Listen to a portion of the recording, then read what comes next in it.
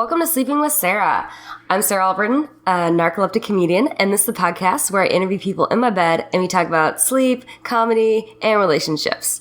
This week, I had comedian Laurie Kilmartin in my bed. You might know her from the podcast The Jackie and Laurie Show, which is on the Nerdist Network. She's also been a writer on Conan for the last 7 years. She's written books. She's been everywhere, Comedy Central. She's awesome. She even has a new book coming out called Dead People Suck, which releases in February, but you can pre-order now on Amazon and find out more info on kilmartin.com. It's K-I-L-M-A-R-T-I-N.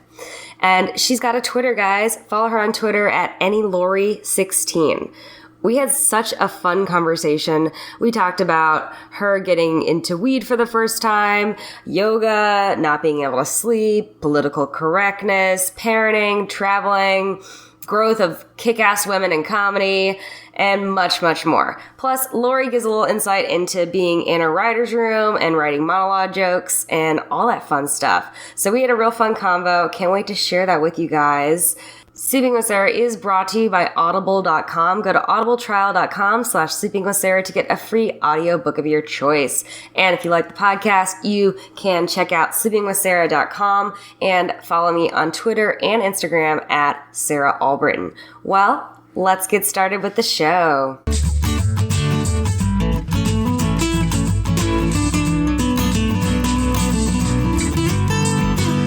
Sleeping with Sarah. Welcome. I gotta sync the sound. That's what it does if I ever do decide to do the video. I clap to sync the sound. Otherwise, it's a real... Done it not before where you have to find the lips, and that's the really hard part. Yeah. So that's what the clapping is for. It's not like I have to pump myself up. Is that what the slate's for, too? Mm-hmm. That's what a slate's for. Yeah. The stuff you learn when you gotta self-produce. How'd you sleep last night, Laurie? Because I was planning to wake up early, I didn't sleep very well. And I was kind of wired from the second show, so I didn't sleep. And now I'm tired. Now I'm in a bed. Because I remember last night... it's nap time. Last night you were saying, oh yeah, I'm going to get up early, I'm going to do Bikram yoga. And I was like... Props to you for doing that, because I can't do that. Well, props to me for planning to do that. Yes. I didn't do it, but I consider the fact that I planned to part of a win. Yeah, well, exactly. You had the ambition. I wanted to. If I was out of town, doing a late show on Friday, I would definitely not be no. Getting up early to do hot yoga, no, that's just not happening for me. I wanted to, so... one day I'll evolve to the fact where I do what I want to do. Yeah. Well, at least good ambition. I have, I've tried to get into yoga. My sister's a yoga instructor. My roommate's a yoga instructor, but I get embarrassed at the end because I always fall asleep when you have to lay down and relax. Oh, yeah. Have you ever done the hot yoga? Yes. Yeah. It's painful. It hurts, but then you feel so good for about 20 hours. It's great. Well, you feel like you've sweated off all the bad decisions you've had previously. Sure. You just leave them in the room. Yeah, the night before any bad decision, you just sweat it all off. Yeah.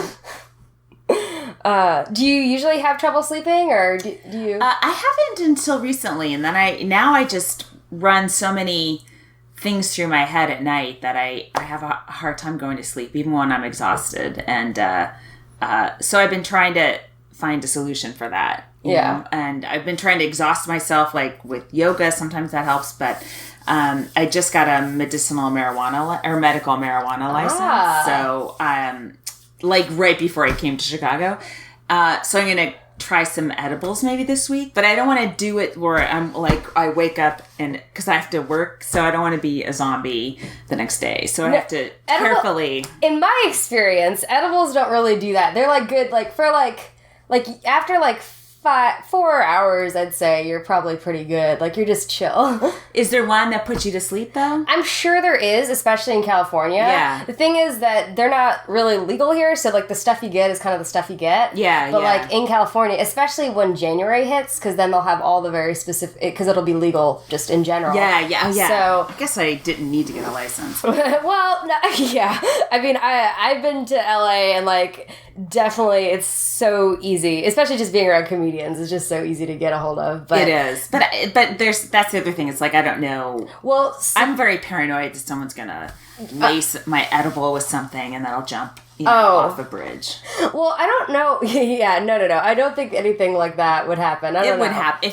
If it were to happen, it would happen to me. That's what I know. It's very unlikely that someone would do that, but if it did, it would be me. So wait, have you not smoked? Were you not a smoker? No. Uh-uh. Oh, really? No. Not until, like, have you never smoked? I smoked once, or I tried it once. I think just seeing, like, a joint passed around and different people putting their mouth on it was so disgusting to me that I was never able to get excited about getting high. I just kept going, ugh.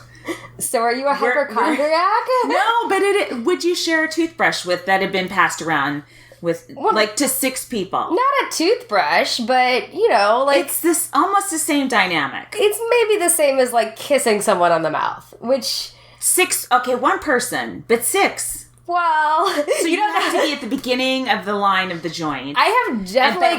But you can't act like it. Everyone thinks you're an asshole. So it's... I've definitely kissed 5 people on a night before, I'm not going to lie. Well, we're different. Yes, we're clearly very different. But that's okay. No, I guess I could see that, because, like, I've usually done, like I prefer a pipe, or, you know, like, I love my pen, my little pen. Yeah. And even when I do share it with people, like... Sometimes that you could wipe off, right? That I do wipe off. Yeah, actually, one time I was, like, just with some comics outside, and this random person just comes by, and she's just like, hey, can I have some? It's, like, that awkward thing, and I'm, like, too polite. I'm like, sure, just so you'll go away and not talk to us. Which is, like, not that person wasn't a comic. It was just a very awkward person that just, I guess, wanted to have some. And I was like, okay, yeah, you can have it. And then I definitely wiped it off. Yeah. But why... And, I love comics, but why you trust comics' mouths over strangers, I don't understand. Well, because if they had herpes, they'd talk about it on stage. True. True. That is exactly Someone why. could be developing their new herpes chunk at an open mic, you don't know about it. Yeah. They just found out. Yeah, so, like, I feel like I would know, like, because we just have no secrets. We share everything. So that's why I think, and I think there is a certain level of trust, because everyone's got their own shit, but at least comics are open about it. Like, they're, like, talking about their depression, talking about, how they felt when their dad died, like, different things that happen in their life. And so, versus regular people, or muggles, like I do the Harry Potter reference, but muggles just hide it all, and they're passive-aggressive about shit. Yeah, that's true. Oh my God. You are getting sleepy. It's the comfy bed. It is. Yes. Plus, it's a dark room, which kind of helps, Yeah. This makes me feel like I should paint my room a dark color. Yeah. Well, actually, so this used to be, this little whole audience can't see this, but there's a little wall thing that's there's like a trapdoor. It looks like a trapdoor. It used to just be a hole, like a window. Yeah.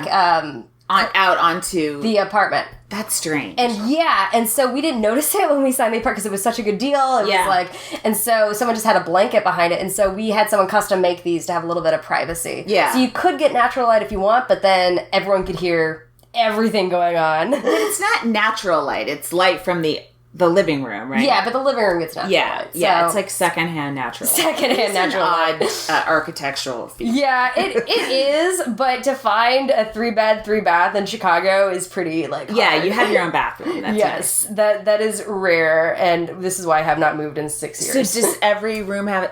2 rooms have their own bathroom and one has to do the guest bathroom? Yeah, the one upstairs has to walk the farthest and walk down the stairs and down the hallway. You know what? That's character building. Good. It is. But the other roommate, he's an invisible roommate. He plays video games for a living and, like, just, like, has headphones in. Like, I see him once every 3 weeks. Oh, wow. Best That's roommate great. ever. Yeah. Pays rent, keeps him clean, but just never see him. Yeah.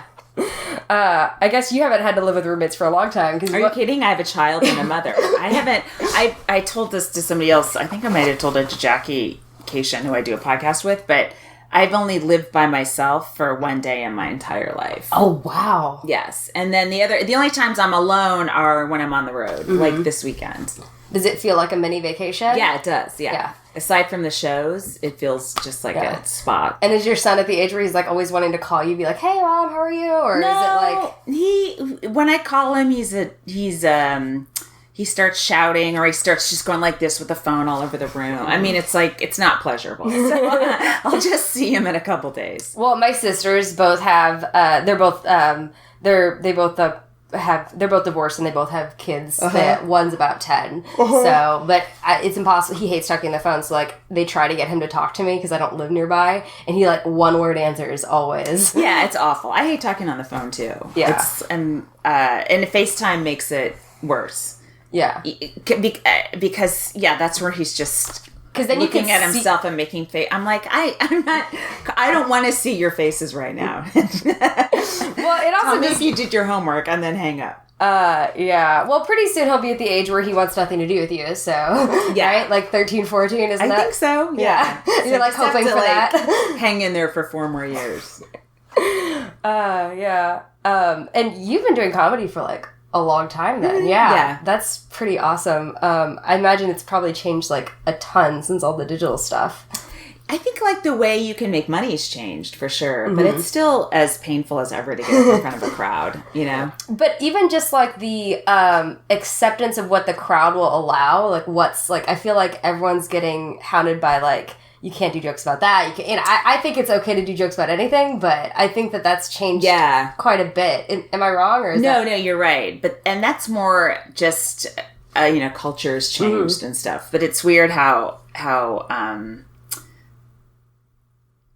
I don't want to say politically correct changes, like the definition of it changes, and it's also who the audience is and where you are and stuff like that. But there's a more vocal audience about people's rights and stuff like that, and it's interesting. It's good to be more aware, not just tell jokes, like dumb jokes, without knowing, like if you're going to tell a dumb one that's like kind of ignorant, you should at least know you're doing it. And maybe you can sort of give it some context so you can portray yourself as the dummy and it's not like this sort of group laugh at something. Yeah. But it's weird. Like I kind of, if people just want to be, comics just want to be lazy, it's still their right. Like I'm not against bad comedy, but I hope the audience is. So it drives bad comics out or forces them to be smarter. You know? And I think just with everything out there so much, like everyone can watch comics that they would never normally see if they were just going to their local clubs. So that's cool too. Yeah, definitely. Yeah. But I feel like that there's and I feel like there are so many more women comics, I guess. I mean, but I didn't start paying attention till like the early aughts, probably. Yeah. In terms of comedy, but I feel like there was just a couple that I knew of. Sarah Silverman, and like of course like Joan Rivers, people that have been doing it for a while, but like I didn't know like a ton at the time. Yeah. There's a way more female comics now. Yeah. And it's still not even close to half, though. But it's good, Chicago has, like, a lot, which is great. I feel like Chicago's is getting, like, I mean, it's not half, but I feel like there's just so many strong women, and it's really cool to be in a city. Yeah, that's cool. And to be part of that scene is really great. Yeah. But to go to other cities and be like, oh, yeah, there's 3 of us. And I'm just like, what? Yeah. I know, it's strange. And the thing is like it really takes about 10 years to become pretty good. Oh, yeah. Yeah. And then from that, you're aiming for great, and then that takes as long as it takes. But like, so if you have a scene where, everyone's 3 years in and it's good, and then you went to where everyone's 10 years in and there's a whole bunch of 10-year-old female comics that are just killing it, that really has that huge ripple effect on the rest of the scene and gets more women in it and so on and so forth. Well, seeing more women, like I was talking last week, like if I hadn't had women at my first open mic, I don't know if I would have gone, Oh, really? Like, it's like one of those weird things. It's like you feel like when you're not in it or used to it. I had done improv and sketch where it was just all very, happy-go-lucky, friendly, Yeah. Yeah, and I mean, it's also like if you're not used to being in something that's so lopsided gender-wise, like I went to an all-girls Catholic school, and then it was so shocking to be part of, and when I was a swimmer, and it was like we were half boys and half girls, and I was on a women's swim team. So when I started doing stand-up and there was like 3 or 4 women. I'm like, what? This is crazy. And 40 guys. Oh, wow. It was strange, So, what made you get into that? I just, like anyone else, I just really liked it. So I wanted to keep trying it and getting better at it. That's awesome. Yeah. And then you've been also like writing for Conan? Yeah, I write for Conan. Yeah. And you've been doing that for a while too, right? Almost 7 years. I think I started in September of 2010. So exactly 7 years, really. Okay. Yeah. Wow, that's awesome. Yeah.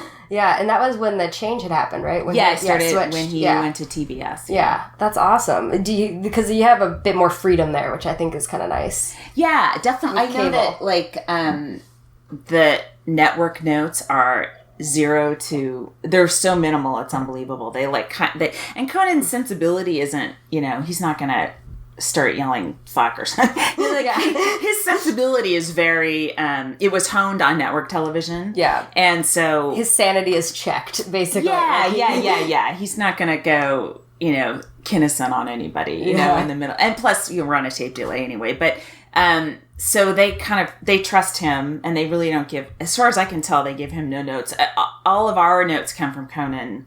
Wow. Like, hey, I don't want to swear. Like, sometimes they'll swear, but sometimes, they're like, it's a little, if I'm going to swear, I want it to be worth it. So, and this joke isn't worth it and stuff like that. So it's more his sensibility, his notes to us, as opposed to the network saying, oh, you guys can't do that. Gotcha. And do you primarily write like monologue jokes, or do you write monologue jokes? Yeah. And I hear like that, with that, it's like turn out like a ton, right? Yeah, you just write a pile of them every day. You get used to it. It seems like daunting when you're thinking about it as a comic, because I think when you're a stand-up, you write it about your own life, and it takes a long time to write one joke about your life because you have such a personal connection to it.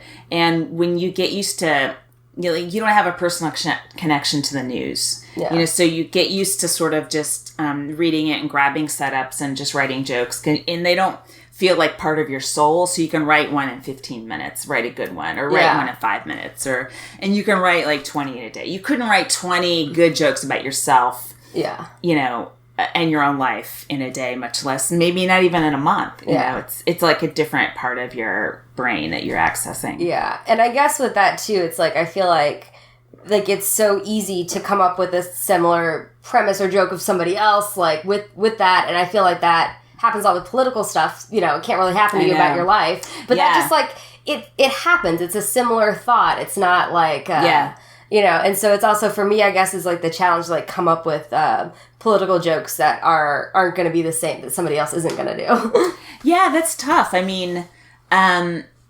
monologue jokes are like a pretty traditional, there's a setup and then a punchline. So they're 2 sentences long, and they're, on Twitter, like there's a whole bunch of people trying to do the same exact thing. So it's kind of like tough. And a lot of times, like you write a joke in the morning, and then by the time we shoot at 4:30, it's like, oh, I've seen that one on Twitter. That one's done. And you kind of get a feel for something before you're even checking, like, this feels like 80 people could have written it. Okay. And they probably have, and so we sort of end up deleting or taking out jokes like that, and just trying to make sure that our take is, original, just different enough if we, and that it's ours. Yeah. Are you ever disappointed that you can't use any of those jokes yourself on your, because you like... Well, you can. I mean, if Conan doesn't use them, they're ours. Oh. But I mean, the other thing, if he doesn't use them, it's like, well, maybe because it's not very good. Oh, no, but yeah. I've heard from other people, this is just, I've heard that you can write a bunch of jokes, but you're not allowed to use any of the ones you've written. Maybe that's different shows, but that's so cool to know.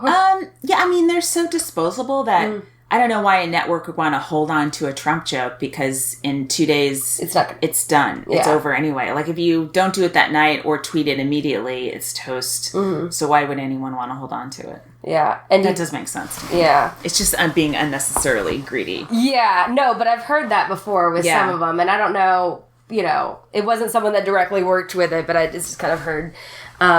but that's really cool to know that they let you use it if you want. So that's kind of nice, though. Yeah, I don't think anyone checks. Yeah. And sometimes you'll write a joke that's good, but it's maybe not right for the monologue. Maybe it's just too weird of a topic or something like that. And then then that's perfect because he didn't want it in the first place, and it's still a good joke.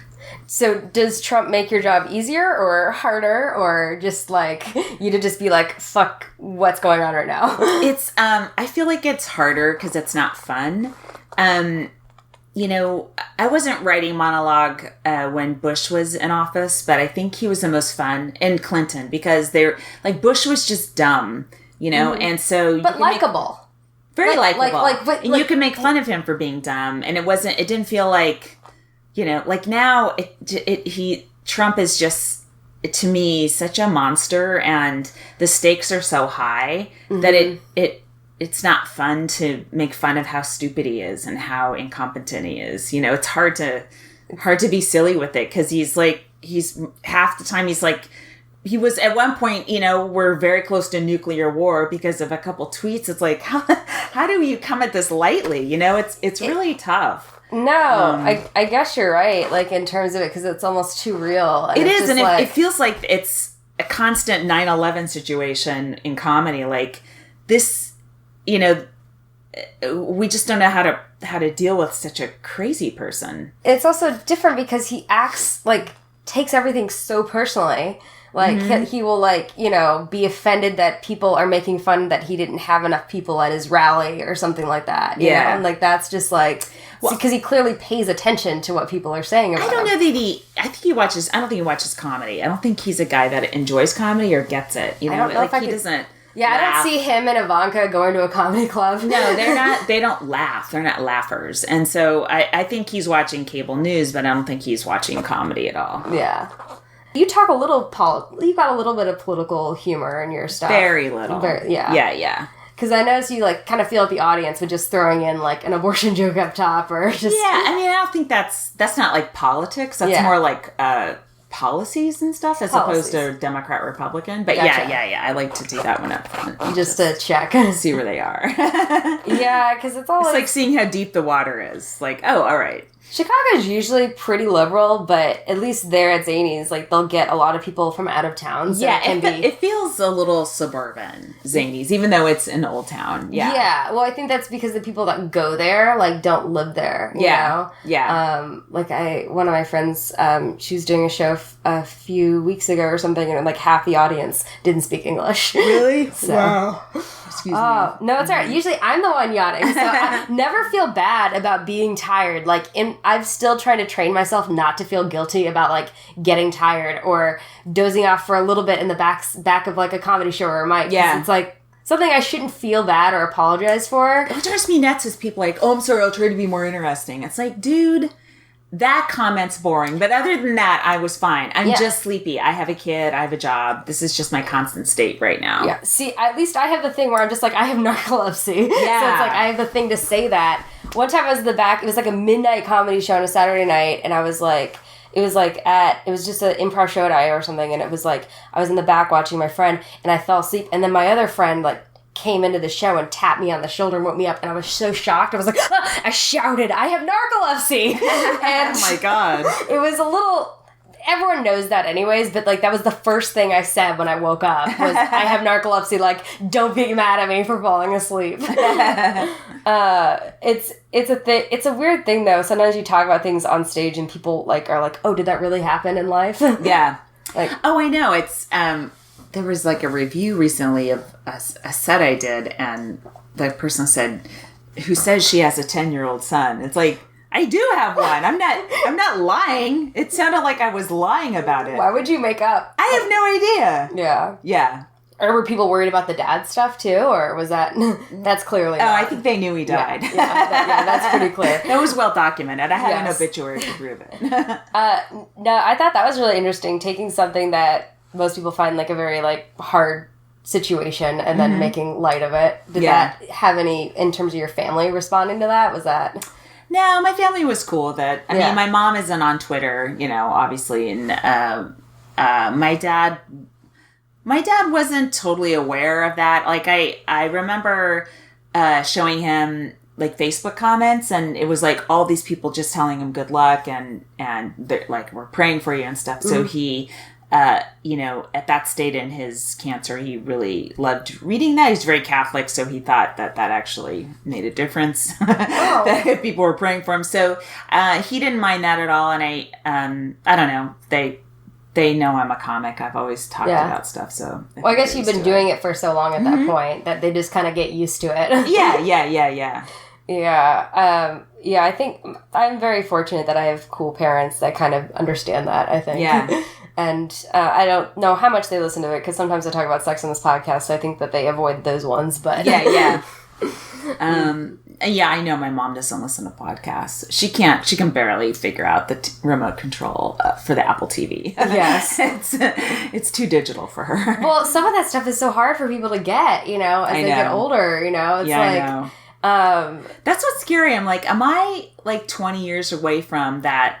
I can't get, or will I be one of those people that can, like, it seems like Carl Reiner, he's like 90 something. Mm-hmm. He's like on top of everything, right? Rosemary is 90 something and she's on Twitter. And so I don't think your brain has to shut down where you can't take in new stuff, but it seems like it happens a lot. I hope I'm not one of those people. I hope I can like stay abreast of it and enjoy it. Like enjoy whatever the new thing is, whatever that will be. Yeah, I think that there are certain things. I think they have been testing like weed with dementia and things like that. So yeah, there are just certain, but they're very specific types, Yeah. So I've heard of that as well. Like circling back to weed. Yeah. Like they're just very specific types that can help you. When you said falling asleep issues, like indica is probably the one. Indica? Which is that. So sativa. There's indica and sativa. So I usually do sativa because if I have indica, that just makes me sleepier. Oh, okay. And I already take medicine to try to stay awake. Yeah. But indica is the one that will make you tired. Yeah. And I bet there's probably even some, I don't know for sure, but there's probably even some that like come in tea form or something. You could just have tea before you go to bed. Wow. I'd imagine, I'd be very surprised if there was not, because I know people that have done mushrooms in tea, so I don't see. Yeah. Really? Yeah. Wow. Okay. Yeah, they've got like everything. I do have a drug to-do list, but I need to wait till it's legal or my son is out or of you the go house. to a place that is legal. Yeah. Like I was in... I've traveled to other countries where mushrooms was legal, but then it became illegal afterwards. Oh, wow. You are a bad luck. I know. It's too bad. But I didn't do it till just like 2 years ago. Yeah. So. Like, what countries are mushrooms legal? Well, I think that they're illegal in Amsterdam. They're ill or? I think they are legal there. But, like, I think I know like, that Amsterdam... I think that they said tourists can't do stuff, but people that live in Amsterdam can. They changed some laws. I think they're getting tired of everyone coming there to get high for some reason. Yeah. I mean, like, what? Is everyone going to go to the Franz Kafka Museum? Like, is that what's going to... The Anne Frank house? Those are, like, the two things to do there. You need to get high to see the Anne Frank house. That puts you in the mindset. They were paranoid all the time. You should be paranoid if you're going to be doing that. Yeah. But yeah, I think it's like, I think it maybe used to be legal in England and it's illegal now. Oh, wow. But there's like a lot of places that were chill about it. I don't know. What about in Latin America, like Peru? People go to Peru actually, for all that kind of stuff. Ixtanza. I think it's a special tea. It's ayahuasca tea. Yeah. And I really want to do that because that's also supposed to be similar to shrooms, like a spiritual experience. Yeah. But that's like a legal thing to do. Like the president has done it, and like in Peru. Yeah. Okay. Yeah, and so like people do like the Machu Picchu thing, and like they'll do that. Like I would like to do that. That's a goal list of mine. Like to do the whole trail. Like it's like a 8-day trail, like to do the full Inca trail or something. And like, I'd like to do that. Again, it's like the yoga. It's an ambition to do that. But if I just end up going to the Machu Picchu and doing the ayahuasca tea, it'll probably be cool too. Wow, that'd be neat. Because you travel, right? You just got back from from going out of town too, right? Yeah. I like to try to take my son places. Oh, that's really cool. Yeah. Because as a kid, I traveled a lot, mostly in the States, but, like, that really made me want to travel and do that more as an adult. Yeah, and I just want him to know there's a bigger world than the little tiny one he lives in, and there's other people, and there's people that, will never hear about you and don't care that you're alive, but you know what I mean? Like, there's a whole other nation, and there's a whole other world that is just going about their day, too, and they all want to have a good life. That's pretty cool that you're exposing him to all that stuff. Yeah. I want him to be an Obama, not a Trump. Yes. Yes. And hopefully that's, more people will be inspired to do that kind of stuff. Yeah, yeah. Yeah, but so yeah, that must be so much responsibility. Like in terms of like, I feel like a lot of comedians are like very single or never having kids or that kind of thing, and so it's very different to like have to like leave and be like, I gotta go home to take care of my kid. Yeah, I wasn't gonna have a kid either. I was kind of like in that camp, and then I got pregnant by accident, and I don't know. I guess I was just like in a let's see what happens mood. In my life, because I was 40, and I don't know, because my career hadn't gone the way I thought it would, and I guess I thought somewhere in the back of my head, I'm like, okay, I'm going to do comedy, and I'll be successful, then I'll have kids and a family, and I was 40, and I wasn't successful, and I was pregnant, and I was like, oh, well, I guess if I shouldn't wait. Yeah. It's here, and, and so I had the baby, and I started doing better after. My career got better because you did the book, right? Yeah. And so it actually kind of helped my career. Well, that's good. Having a kid help your comedy career. It changes that. I'm not really, and I love my day job, but I also need to be in a one place most of the time, so he can go to school and in one place. I don't want him homeschooled in hotel rooms and stuff, and have as normal of a life as possible with having a comic for a parent. And so I don't do a ton of road work. So when I do, like I come to, I'm always happy to go on the road a little bit, but I'm not 40 weeks on the road week a year. But you're still like doing comedy writing, doing comedy for a life. That's really like that's the goal in my mind. Like that's the goal. Like it's a little different. Like I look at some friends' road schedules, and I'm like, oh, like Jackie's on the road a lot, and I sort of have road envy. But she also does have some really cool gigs that are pretty sweet, like opening for Bamford or Brian Regan and stuff. But I can't be on the road that much. Yeah. So I try to do as many spots as I can in LA to sort of, not lose ground and to break in some new stuff and hopefully just enjoy my time on the road when I have it, which is during hiatus weeks like this. Yeah. Do you feel like because you write for like a living, like do you feel like you're almost like creatively like spent like to be able to work on your own stuff, or is that like it almost makes me kind of want to work on my own stuff, because I'm like, okay, so I have this much energy in the day, and 70% of it goes to here, and the 30% left I'm sort of like possessive over, and I'm like, I want that 30% or whatever the percentage is, so I sort of try to seize it back. No, that's really cool. There's this book, I can't remember who it's by, but it's called Die Empty. It sounds morbid, but it's not. It's about like the idea of making sure at the end of each day you've spent all your creative energy and you don't have like creative ideas that haven't been put down. That's a good idea. So that's I will look back through and put a link on when I have the time. It's never gonna happen. No, it will. I find myself I'm way more. I don't know if you're the same way, but I find myself I get more stuff done the busier I am, because it makes because when you have like the day free, there's that part of you is like, fuck it, I don't want to do anything, and I just want to take an edible and watch Game of Thrones, Yes. Yeah. So hopefully that'll be me soon. But yeah, and then when I have like a million things, I'm like, all right, I'll get up at 6:30, and I just start slotting them into the day and stuff. Yeah. You seem very organized. I'm more organized than I want to be, than my nature is. I'm not super organized, but for me, I am. Like my 10 years ago self wouldn't recognize me right now. Oh. You know what I mean? So, but in terms of like other people I know who have a family and career, I'm completely falling apart every day. They're like on top of it. I have friends that are on top of it. Oh, but then that's not as interesting. Like I don't know. Who knows? I don't know. Maybe. I don't know. I think about your 10-year ago self. Like I think about myself like 10 years ago, and I don't know if I would be friends with myself 10 years ago. Like, I was like, you know, like, oh, like, I was just, I was an idiot, you know? Yeah. I mean, not like an idiot, but like, I was just, you know, I was really young and just still like, it was probably pretty annoying because I was still figuring out the drugs I was supposed to be on. Oh, sure. That's a phase. You gotta figure that out.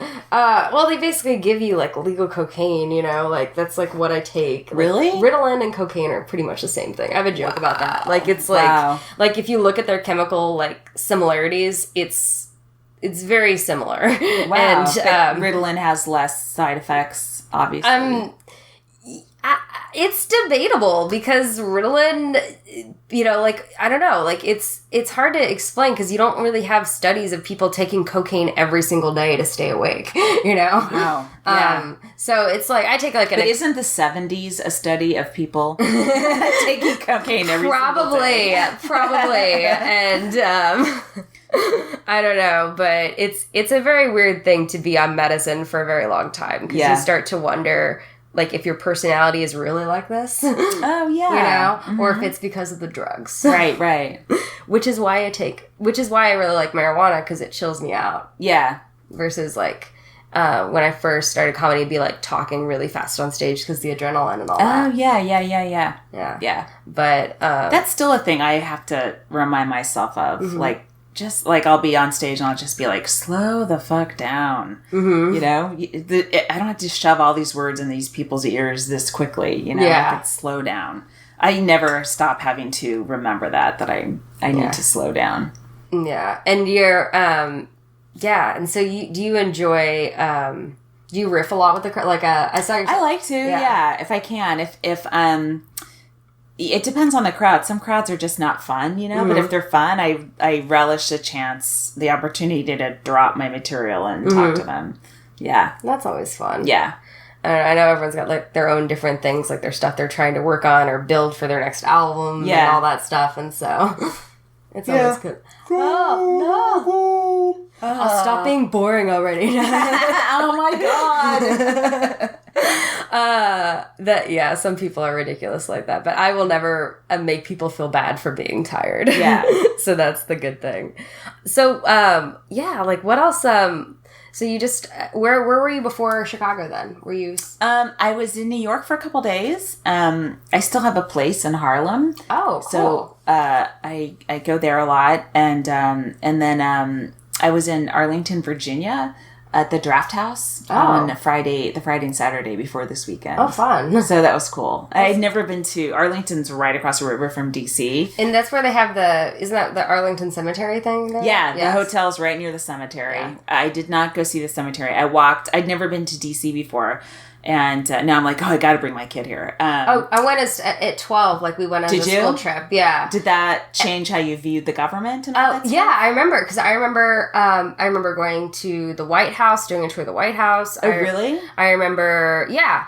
We did a lot of things. I remember seeing the bed that Lincoln and is that part of the died tour? in. Well, there's a bunch of different tours like that. And the thing is that the whole Smithsonian is all, like, free. Yeah. Which, the great thing about Europe is, like, that's a normal thing for museums. But, like, the U.S. is, like, everywhere, like, it's so expensive. Yeah. But, like, at least I remember it being, I'm pretty sure it's still one of, like, the largest free museums, which is very cool. No, I remember, like, learning about it. Is that in the Smithsonian? No, it's not in the Smithsonian. I think it's a separate thing. That stuff blurs together for me, but I just remember certain things. And back then, we didn't have smartphones and take pictures of every single thing we did. So I, look back and I'm like, oh, I wish I had a picture of that. I know. But then, like, I do actually remember some of those things. But yeah, it was part of our school thing. Like, we learned about the government and then, like, oh yeah, we're going to go and check out all this stuff out. Oh, wow. That's cool. Yeah. So, like, there's, like, I went to, like, a weird, like, school that was, like, all integrated, all this weird stuff. It didn't have walls. It's confusing. Oh, really? Like, yeah, I didn't have, like, didn't have set classrooms. Like, they were separated by, like, different bins and things like that. It was, like, small rooms. Yeah. It's hard to explain. Is that like a Montessori school? No, it was Walden or something like that. No, it's St. Francis in Goshen. It was just a weird school. Like, it was like 30 people per grade and like 12 people in a class. Like, it was like, so it was like very small. That's great. And they integrated a bunch of cool things, you know? And so then we would do weird shit. Like, we would, like, 6th grade, we learned about the Civil War, and we reenacted it with water balloons and water guns out in this big property in Kentucky that our teacher had. Like, stuff like that. Like, it's silly, but I remember so much more from that than my public school, high school. Not just because I was sleeping through it. but yeah. Where'd you grow up? Northern California. Okay. In Walnut Creek, California, which is in the East Bay. Okay, so is that kind of like Napa-ish or closer to San Francisco? It's about 20 minutes east of Berkeley and Oakland. Okay. So, and maybe 30 minutes from San Francisco. Gotcha. So California, you basically lived in California the whole... Yeah, I mean, I was exclusively in New York for 10 years, and now I kind of go back and forth a lot. Yeah. Well, yeah, New York's... New York is a lot of fun, but that's like, in my head, it's like New York is so expensive versus like, I think like LA is like, I'm like, oh yeah, like it's only like a couple $100 more than I would pay here, you know? I mean, LA is getting really, really bad. Yeah. There's definitely a housing crisis there. I mean, there is more housing because it's obviously much larger than New York City, but I mean, land wise, but yeah, I couldn't tell you what's worse. I guess New York is worse, but you could probably find something in the Bronx or way out in Queens or something like that. If you had to pick one that you had to stay in, would it? Well, it would be New York, but my because I have a son, and he's in school in LA, I can't just up and take him. Yeah. So I just sort of have to straddle. Yeah. Both coasts. To do that. That makes sense. Okay. Yeah, as we're winding down the podcast, I always ask people this, and it's, what are your dreams and hopes for your future? Gosh, I don't know. I one day I'd love to do stand-up in Europe, like for a year or something. Just plant myself there and see if I could I guess you'd have to do English-speaking rooms only. But, I mean, there are English-speaking rooms in different countries. And, like, you got the Edinburgh Fringe, that's all the whole month of August every year. Yeah, so then I only have to cover 11 more months. Yeah. I mean... Yeah, I think that'd be really cool. And I if I could break even, and just cover my rent for that year, that would be pretty sweet. Yeah, you could call it the break-even tour. Yes. Awesome. That sounds like a really fun to do that. Would you like learn another? But I couldn't do it for at least 10 years until my kids. That's like a faraway dream. Yeah, and then he can be doing his college summer study abroad and just like visit you. Oh, that'd be great. Yeah. And be backpacking through Europe and be like, hey. Does he think it's cool that you do comedy? No, I mean he's super into watching he likes to watch like YouTube videos where there's somebody playing like Minecraft on screen, and he likes to make those. He started making his own where so he'll be like, "Hi guys," and then it's funny because he's 10, so he's really into sound effects and special effects, and so he just throws them all over his videos. And to me, I'm like, oh my god, just calm down. You don't have to like push every effect. Could you just pick? Stop with the explosions. Yes, you're giving me epilepsy, but he loves it, and I guess he has kids his age that watch her, they also like, I mean, that's their taste is nonstop. Well, going from black and white to all green. It's like, oh my god. Well, maybe in 10 years he'll be working special effects for films and it become a thing. Yes. Well, that's awesome. Well, thank you so much for doing the podcast. Thank you so much. And be sure to check out the Jackie and Laurie Show. Jackie and Laurie Show. Jackie and Laurie Show on Nerdist Network. Okay, cool. And we always end by saying good night. So good night, everybody. Good night. Thanks for listening to Sleeping with Sarah, where I slept with Laurie Kilmartin. Be sure to check out her podcast, The Jackie and Laurie Show, and follow her on Twitter at AnyLaurie16, and check out her book, Dead People Suck, which comes out in February. This podcast is part of the Laugh Factory Podcast Network. Please remember to subscribe and rate and review on iTunes, iHeartRadio, and SoundCloud. We're brought to you by Audible.com. Please go to audibletrial.com/sleepingwithsarah. I'm releasing a new podcast each week. Be sure to tune in to find out who I have in bed with me next.